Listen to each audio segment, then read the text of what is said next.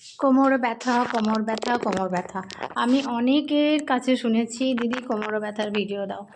কোমর যাদের ব্যথা তারা প্রথম কথা সামনের দিকে ঝোঁকাটা টোটালি অ্যাভয়েড করো, সেটা তো বলছি না, কারণ আমাদের সংসারে প্রচুর কাজ থাকে যেগুলো আমাদের সামনে ঝুঁকতে হবেই।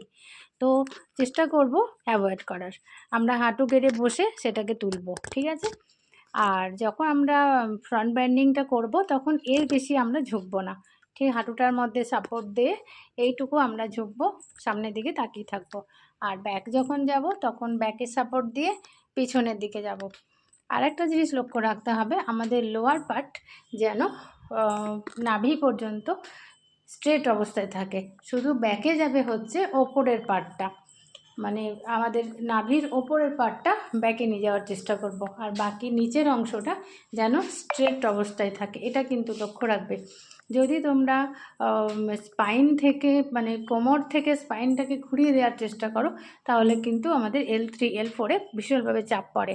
তাই নিচ লোয়ার পোর্শনকে আমাদের স্ট্রেট রেখে শুধু আপার পোর্শনকে ব্যাকাতে হবে। তারপরে আমরা হাত উঠাবো ওপর দিকে, হাত চেষ্টা করব কানের সঙ্গে টাচ রাখার। যখন আমরা ব্যাকে যাব হাত কানের সঙ্গে টাচ থাকবে।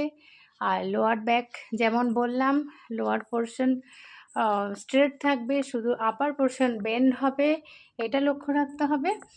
আর সেকেন্ড হচ্ছে যখন আমরা ঝুঁকবো তখনও হাত কানের সঙ্গে টাচ থাকবে। তারপরে যেটুকু পারবো সেটুকু ঝুঁকবো, তারপর হাঁটুর সাপোর্ট নিয়ে আমরা সামনের দিকে হোল্ড করব। চেষ্টা করব 1 থেকে 20 হোল্ড করার, বা যারা পারবে না তারা 1 থেকে শুরুতে 1 থেকে 10 হোল্ড করবে। স্পাইনের ফ্লেক্সিবিলিটি বাড়ালেই আমাদের কোমর ব্যথা আস্তে আস্তে কমতে শুরু করবে।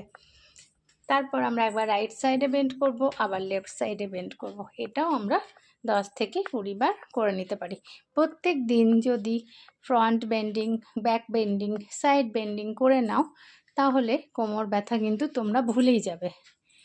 যতই কাজ থাক না কেন নিজের জন্য আধ ঘন্টা অন্তত দিও, এটাই বলবো।